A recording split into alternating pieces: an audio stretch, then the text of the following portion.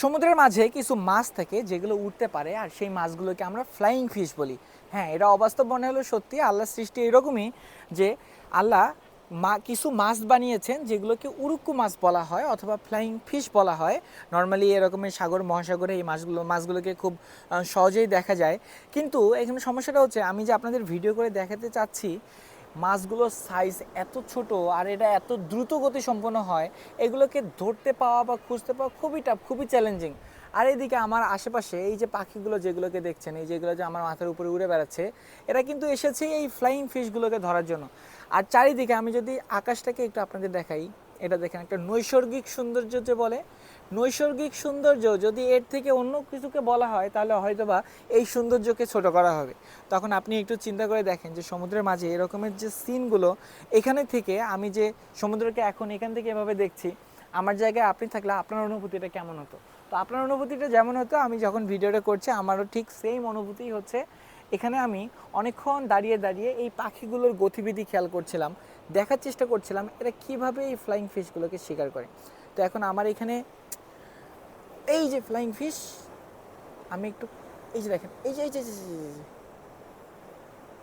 ও এই যে এখানে এই যে আমি জানি না আপনি দেখতে পেরেছেন কিনা এগুলো। ভাই কাছাকাছি থাকলে আমি আরেকটু নিচে যাব নাকি ভাবছি, কিন্তু আমি থাকলে তো মাছগুলো আর বেশি উঠবে না।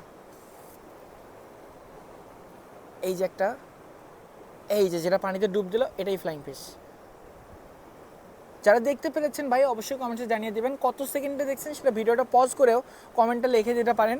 তাহলে যারা খুঁজে পাচ্ছে না তাদেরকে এই মাছটা দেখতে একটু বেশি সুবিধা হতে পারে। আমি জুম আউট করে নিচ্ছি। হ হ হ হ এই যে পানিতে যে ছোট্ট ছোট্ট এই যে দেখেন এই পাখিগুলোর দিকে শুধু খেয়াল করেন, পাখিগুলো যেখানেই ধরার চেষ্টা করবে সেখানেই ফ্লাইং ফিশ আছে। এই যে একটা, অফ, ইটস বেটার আমি যদি একটা জায়গায় ক্যামেরাটাকে সেট করে রাখি। এই যে এখানে ফ্লাইং ফিশ, আমি জুম করছি না, আমি একটা জায়গায় ক্যামেরাকে সেট করে রেখেছি যেন ওই জায়গায় যদি কোনো ফ্লাইং ফিশ থাকে, এটা যদি ভাসার চেষ্টা করে অথবা সাঁতার কাটার চেষ্টা করে, তাহলে যেন আপনারা সেটাকে দেখতে পান। ও, এখন ব্যাপারটা এরকম হচ্ছে, আমি যেই দিন ক্যামেরা নিয়ে আসি সেদিন ডলফিনও থাকে না, ফ্লাইং ফিশও থাকে না। যেদিন ক্যামেরা রেখে আসি সেদিন সব কিছু থাকে। ক্যামেরা যেখানে রাখছি সেখানে ডলফিন লাফাচ্ছে না, যেখান থেকে দূরে যাচ্ছে সেখানে ফ্লাইং ফিশ লাফাচ্ছে না।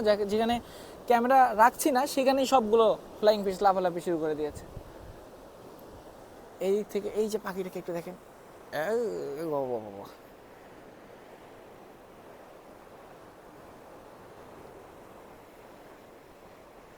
কাকের মতো যদিও এগুলোকে দেখতে মনে হচ্ছে, এগুলো কাক না। সমুদ্রে এখানে কাক আসার কোনো প্রশ্নও নেই। ও সুবহানাল্লাহ, সব কিছু মিলিয়ে সুবহানাল্লাহ, আলহামদুলিল্লাহ। ভাবছি আর একটু নিচে যাবো কিনা। এই যে পাখিগুলোকে একটু দেখেন,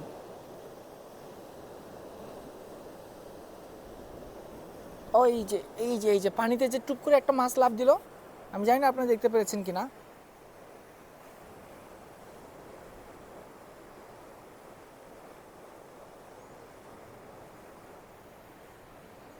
আর একটু অপেক্ষা করি।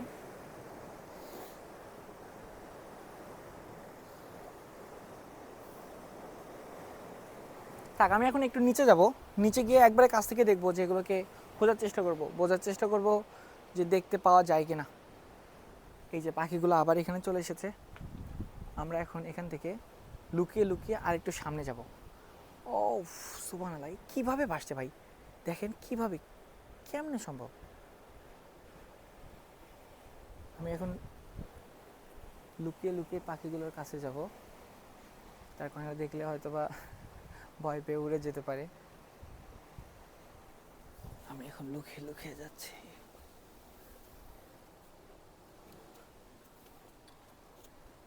একটা যদি শুধু একটু চিল্লান দেয়, সাংকেতিক শব্দ দেয়, সব এখান থেকে ভ্যানিশ হয়ে যাবে।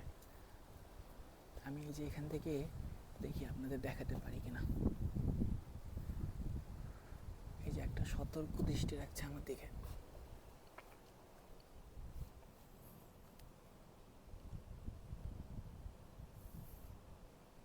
এইগুলোই সেই পাখি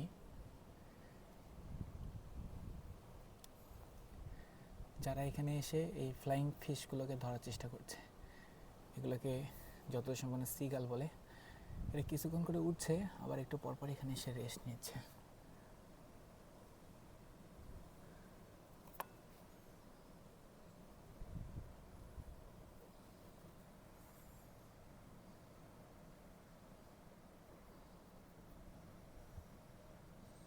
এই সেই পাখি।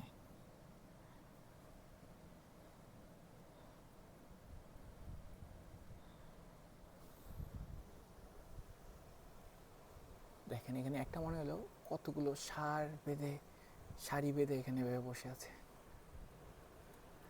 তো সবাই অনেক বেশি ভালো থাকবেন। এতক্ষণ সাথে ছিলাম আমি হৃদয়। ফেসবুক, ইউটিউব, টিকটকে হৃদয় দ্য সেলার লিখে সার্চ করলে আমার সমস্ত ভিডিও পেয়ে যাবেন। ধন্যবাদ। আসসালামু আলাইকুম।